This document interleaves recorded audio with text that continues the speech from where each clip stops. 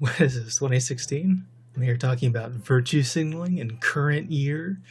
Isn't virtue signaling just like an ad hom these days, a meaningless insult to defeat someone's good point? Or is it a wound, festering and untreated in the background, that will prove fatal to all humanity? I'm not here to give a bunch of examples of virtue signaling. That would be amusing, but of course calling something virtue signaling is a form of virtue signaling itself. It signals that you are virtuous because you fail to exhibit the non-virtue of virtue signaling. So rather, I want to examine the ethics of virtue signaling and reveal it as a product of a more serious problem of lazy ethical analysis. When levied as a criticism, virtue signaling is usually an accusation of hypocrisy or insincerity. Can you prove insincerity, or is that just mind reading? I don't know, when an individual unironically announces, "I'm so humble, guys," can I accuse them of not knowing what that word means? When the lesbian kiss is edited out of the Chinese release of Star Wars, do I need powers of telepathy to deem the Disney Corporation's commitment to LGBT equality a tad dishonest? Though, if the message is correct, does the motivation or intention of the messenger even matter? Well, I believe that ethics requires behavior. If you don't act on moral beliefs, then there's nothing that distinguishes you, a supposed moral agent, from a rock. You must act to produce more desirable outcomes, or else your supposed ethical commitments are meaningless. Behavior is good or bad depending on what consequences it has. Beliefs are relevant to the extent that they predict your future behavior. So, virtue signaling, consequentially, often not a bad thing. Studies in psychology, used in marketing, suggest that seeing someone else engage in a behavior is an effective way to get you to imitate that behavior. Certainly more so than someone just telling you to do it, monkey see, monkey do. So, suppose I believe that feeding the homeless is a good thing to do, but the activity of giving food to homeless is, just not that appealing to me. And that wouldn't be surprising, because a behavior feeling good and being good are two different things, right? I do like positive attention, though, so suppose I record a video of myself giving food to the homeless and post the video to social media so I can reap social accolades. Sounds like virtue signaling to me. Well, my motivation would be selfish, but the homeless people got food they otherwise wouldn't have. Furthermore, some selfish people in the audience of my video, also not intrinsically motivated to feed the homeless, are likely to imitate me, exchanging a good deed for social admiration. I don't see much wrong with this. My behavior leads to good outcomes, and my incentive predicts I will continue that behavior in the future. Any objection that the reward should be intrinsic and not external ignores the fact that people only do things that end with a hit of dopamine.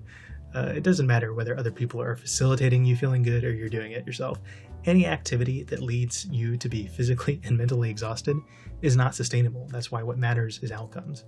So what makes for a good or bad intention is not as clear as one might think, and deliberately signaling a virtue isn't necessarily immoral. But intentionally leveraging the signal of a virtue to drive the pursuit of it is not the same as signaling a virtue you have no intention of pursuing. Insincere virtue signaling is immoral. You often can't be sure that someone is being insincere, but it's definitely a problem if they are. The most obvious reason is because the behavior that insincere signaling predicts is the signaling of other incompatible virtues in the future. The kind of person who just tells people what they want to hear today will happily tell people what they want to hear tomorrow, and there's no shortage of examples of people who were once seen as allies in a particular cause pull a 180 and join the other side when it was convenient to their bank account. But it also matters if someone is self-censoring, hiding their true beliefs behind popular ones. If they think their belief is the true one, why not advocate for it? If they don't have sufficient evidence to defend their position, then why not recognize that as a problem and invite others to help them to a better position? If they prefer to be stubborn, why not just remain silent? Why promote a position you oppose? This behavior reflects a desire to avoid discussion of ideas. Signaling virtues you don't believe in demonstrates that what you do believe is that people holding true beliefs doesn't matter, rather conforming to popular opinion is what matters. So to say that it doesn't matter if someone is promoting a virtue insincerely is to say that their position is correct. That, in fact, it is more important to promote the correct beliefs than to engage in discussions that might reveal the correct ideas to, not be correct. But as I said, knowing if someone is sincere or not is always a matter of probability. You can never know for sure. What actually concerns me more is the virtue signaling done in ignorance, and if I were to estimate who is guilty of this as a percentage of the population, I'd estimate the proportion as approximately exactly 100%.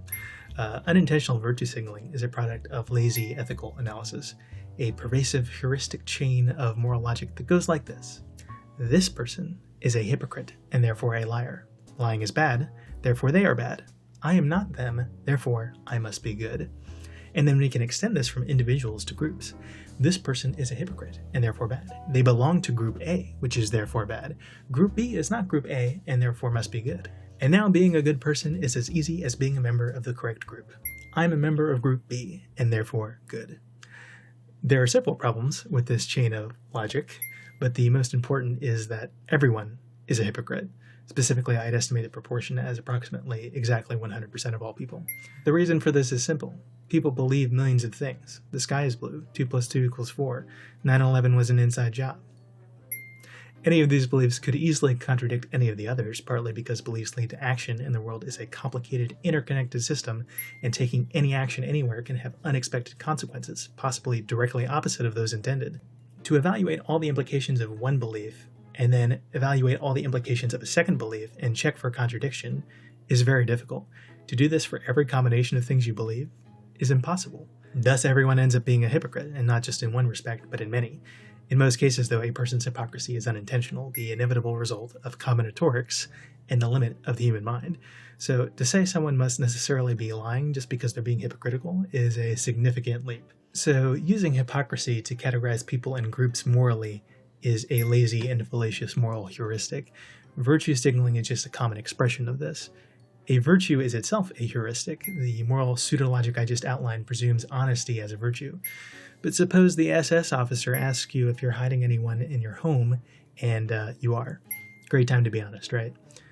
Ethics is about the consequences of your behavior. Simply declaring a behavior good because it embodies a virtue ignores context and edge cases.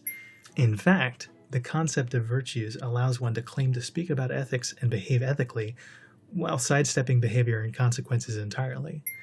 Honesty, compassion, fairness, those are virtues. I hold those virtues, so I'm a good person. Why is honesty good?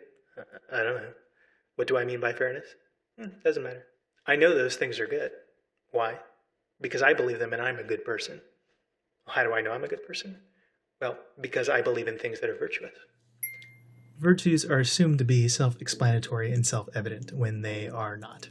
This is why they provide a convincing illusion of an ethical framework while having no ethical content at all.